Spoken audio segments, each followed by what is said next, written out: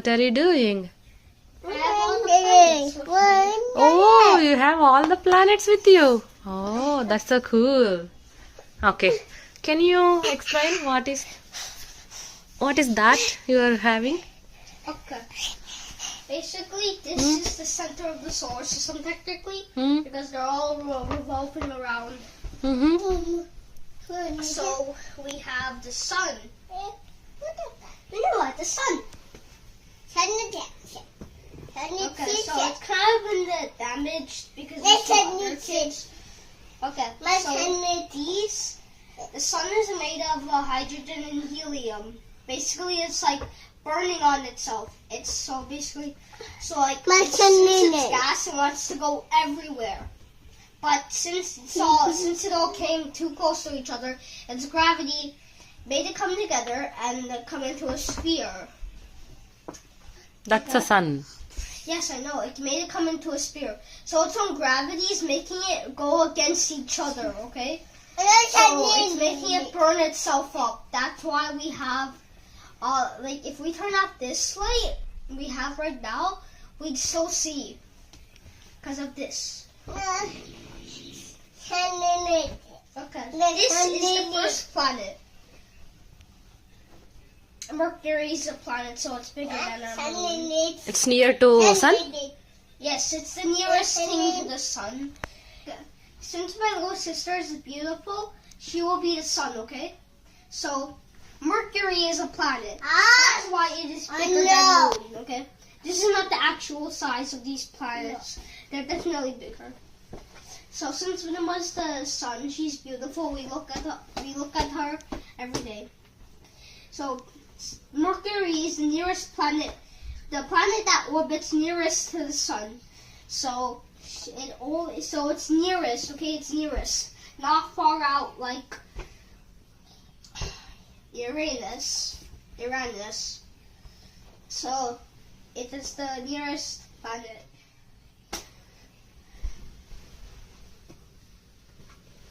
The next planet we have is Venus. Venus has a rock surface. The next planet we have is Venus. Venus is a rock planet and Venus is the most toxic planet because its atmosphere is the thickest, so it's the hardest to get through. Also, since it has a very thick atmosphere, its pressure is a lot. It's at a high level. Its atmosphere is mostly made of carbon dioxide, which is the byproduct of oxygen. So, I think that's the byproduct of oxygen. It is very toxic, and then 8% of it, I think, is like nitrogen. So it has a very thick atmosphere and a very deadly one. That's why nothing lives in it. Also, it's very near to the sun, so it's scorching hot. It also rains acid. It rains acid if you were to be on it.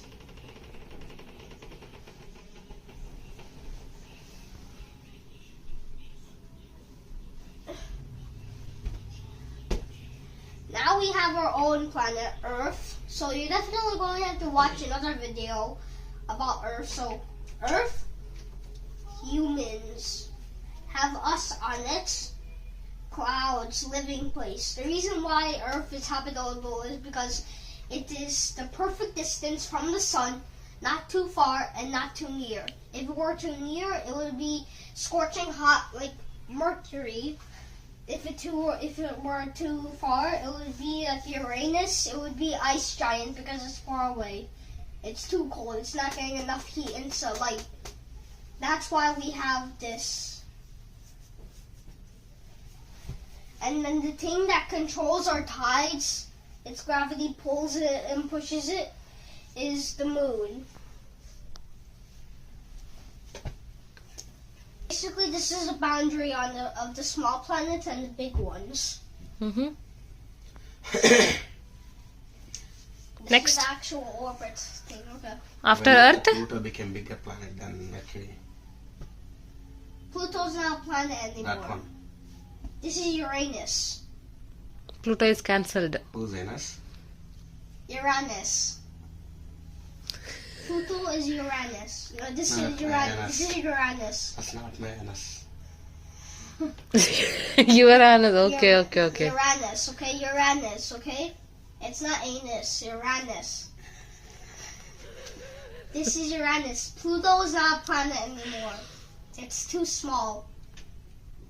So they cancelled? No, Pluto is in the asteroid belt. But like, for to be a planet, you need to be big, circular.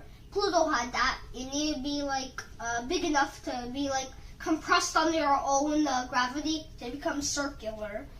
Pluto had those. Had two on the first things, the two first things. The reason why I'm saying two first things is because the IAU, I don't know what it stands for, but I know it's involved in this. It added a third rule. It needs to be in a place where like it's not crowded by any other thing. Since it's in the asteroid belt, it's crowded by all these asteroids. Its neighborhood is not free. See, Earth, it does not have any. What do you call that? Moon? No, it's the moon. Don't Moon. understand? Is that a natural satellite for Earth?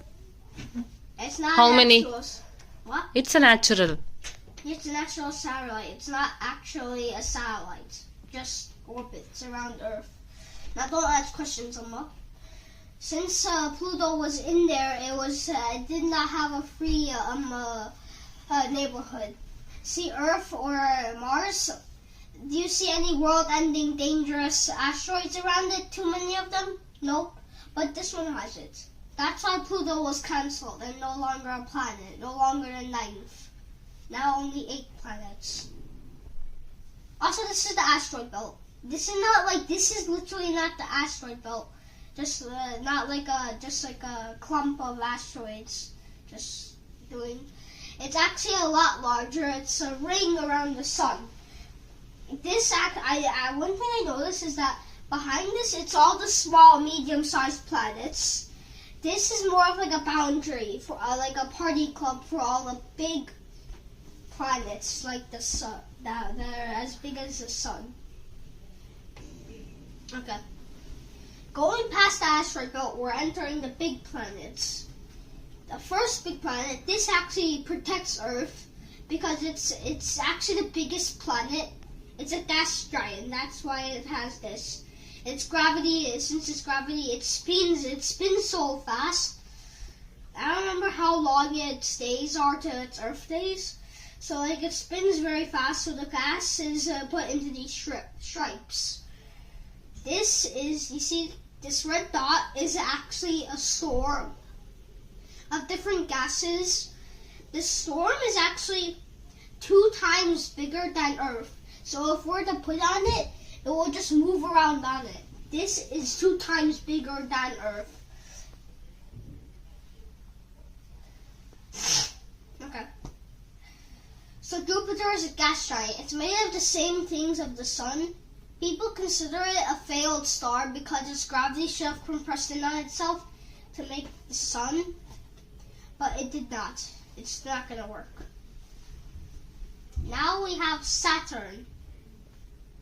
It's the only planet with rings. So Saturn actually has the most amount of moons. It has 79 moons. But long ago, I think it had about like 109 moons. But then it went down to 79. That's 30 moons lost. And you might be thinking, where did those 30 moons go? They're still there. They never went away. They're just around. Saturn is considered a moon killer.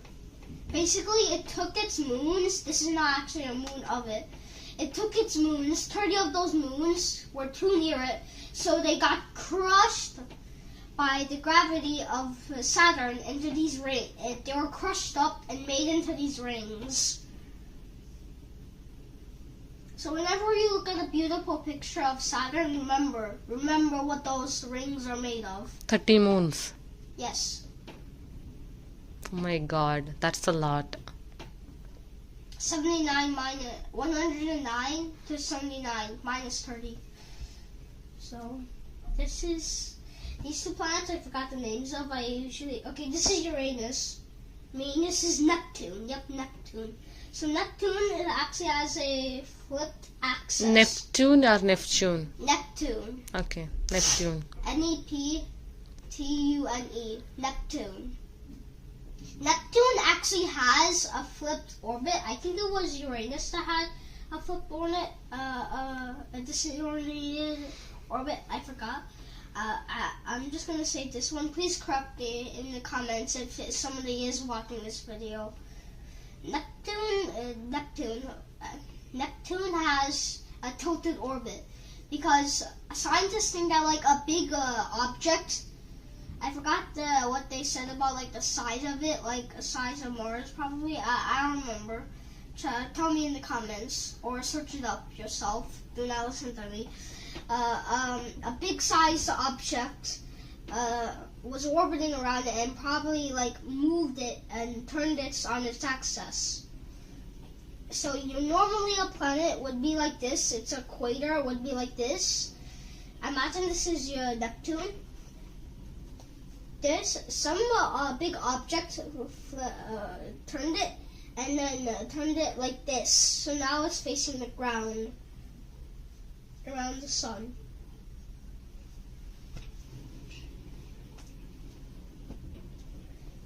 Now we have Uranus. It's not your anus, it's Uranus, okay? So Uranus, the scientific say Uranus. So I actually don't. I think like I don't remember. Is this the planet that has the tilted axis? Not this one. I don't remember. Please search it up. So I might be wrong. Please search it up.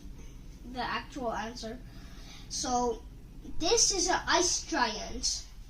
I don't remember. Maybe this one's an ice giant too. Search that up too.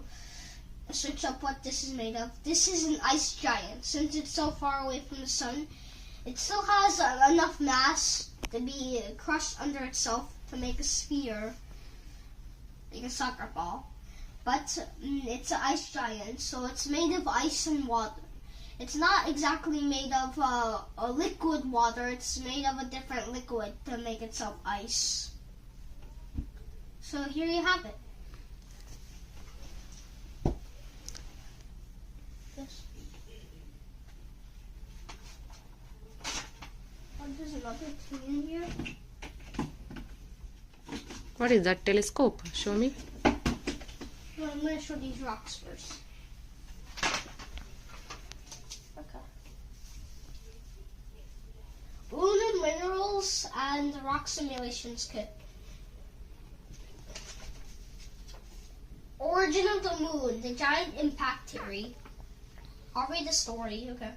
The moon is believed to have originated from the segregation of an ejected material during the impact of a Mars-sized body. So, object named Tia, I think.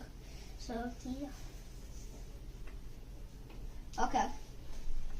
I forgot the name of old Earth, but I know this. So, and Mars. So long ago, a Mars-sized object called Tia had gravity. It smashed against Earth. Okay, so this then slowly merged along with it, and then like a big chunk of Earth came off from the impact of Tia. So it came off. This chunk had also enough mass to form out into a sphere, making the moon. This chunk of the Earth is the moon, and a combination of Tia. And most of Earth is Tia, the size of Mars. This is not actually Tia. Okay. The moon is believed to have originated from the segregation of ejected material during impact of a Mars-sized body with the Earth. This theory was originally proposed by Reginald Dawley in 1940s, modified by George Howard Darwin in the 1970s. According to history, 4.5 GA, a Mars-sized astronomical body, impacted Earth at an oblique angle. During the impact, the iron-rich core of the proto-moon proto-moon, the chunk, was incorporated deep within the Earth. While mantle and crust from both bodies were ejected into space, the Earth's rotational axis was tipped from the impact. That's how it spins.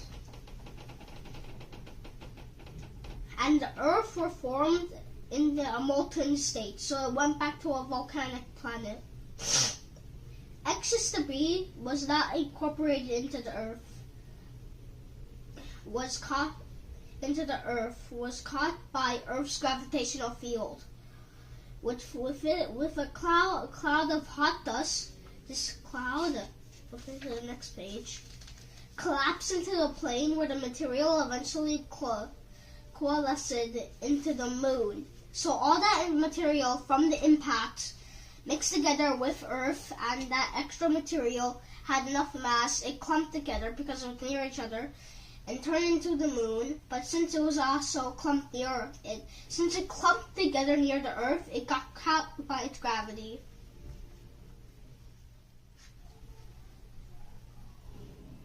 That's what. The giant impact theory evidence. Physical and chemical evidence from the Earth-Moon system supports the giant impact theory. The Earth's rotational angle is offset 23 degrees from the plane on which it and other planets rotate around the Sun.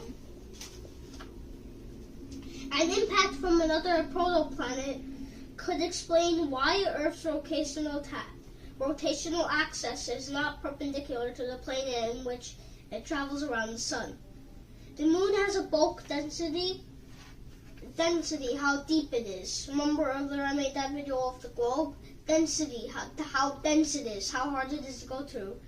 The Moon has a bulk density of 3.3 grams, or cm3, which is close to the density of the Earth's mantle.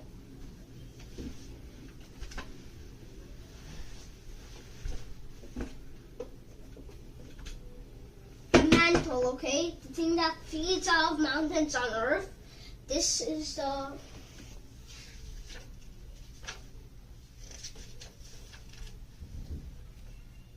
the same density of the Earth's mantle. Same mantle density.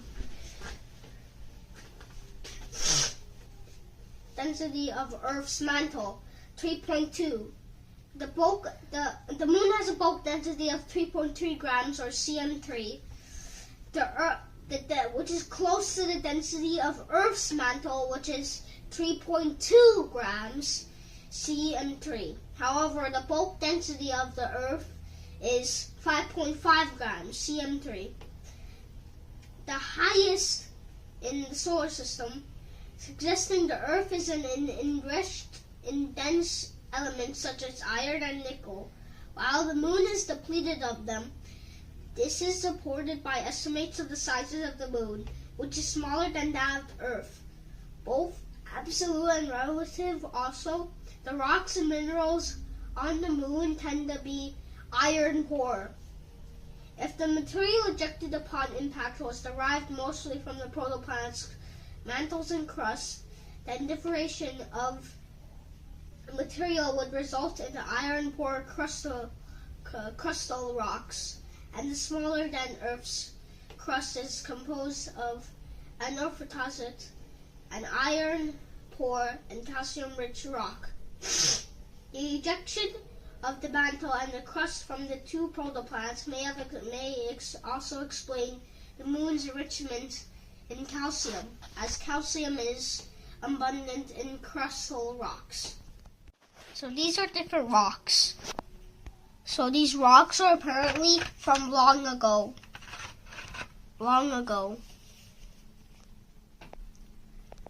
Hi. Hello. What are you doing, guys? I got this thing. What is that? Look. So we have India, Okay. Himalayas, Uh-huh. Asia, Mm-hmm.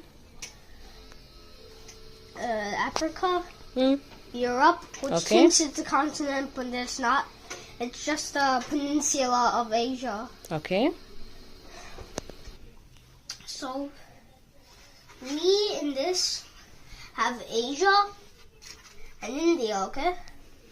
We have Africa and then Europe, which is not a continent, it's just a peninsula of Asia. Then we have Australia. I don't remember if this is another landmass. Actually, it is another landmass. And then we have Africa.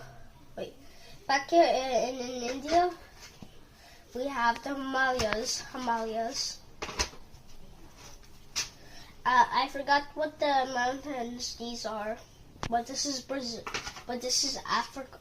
This is South America, North America, where right now you're probably watching this video. We have these mountains. I forgot these names. And this one, this tiny one. I think this is the smallest. Russia, China, and Dubai. All these places we visited. And Antarctica. And then here, sadly, this globe doesn't exactly show Antarctica. No. And then this one we have the Arctic. Okay. What else we have? What is this? Okay, so this shows the inside of the Earth. So this shows the names. This one shows how deep they are. So coming here, we have the name of the thing, and then going down, it's kind of hard to see. So 5 to 25 miles deep, or 40 kilometers deep, is the crust. This is all the dirt. This is where you'd find dinosaur bones. This is where you'd find treasure ships. And here, okay. This is the crust. Okay? The farthest humans have ever... So, in the crust, we have 25 to 25 miles or 40 kilometers deep. Okay? This is where you'd find dinosaur bones. This is where you'd find the treasure of a pirate. This is where you'd find it only, okay? But it's very hard to dig down into the earth. You see, one time humans went to the deepest humans have ever went. Well, humans have never went that deep. They only made a hole this as much as an inch, and it only went 7 miles down. Okay, but the crust is 25.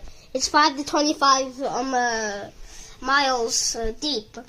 The humans have only made a hole. The biggest hole ever was only an inch. Okay, about this much.